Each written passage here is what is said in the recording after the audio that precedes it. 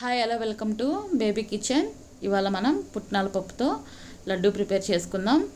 దీనికి చాలా సింపుల్గా చేసుకోవచ్చు అండి. పిల్లలకి కూడా చాలా హెల్దీ, ఎక్కువ టైం కూడా పట్టదు. దీన్ని స్నాక్స్ బాక్స్లో రోజుకి ఒకటి వేసి పంపించవచ్చు.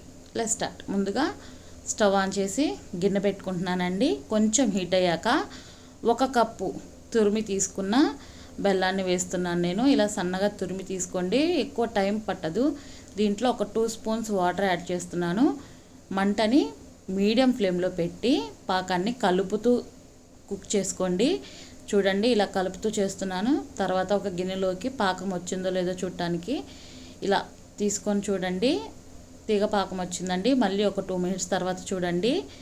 ఇలా అది విరిగితే సరిపోతుంది. మనం తీసుకున్నది అలా విరిగితే పాకం కరెక్ట్గా వచ్చినట్టు. ఇప్పుడు దీంట్లో 2 స్పూన్స్ నెయ్యి యాడ్ చేస్తున్నాను నేను.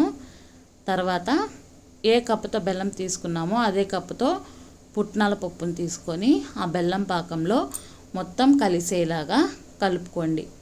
చూడండి, మొత్తం కలిసింది కదా.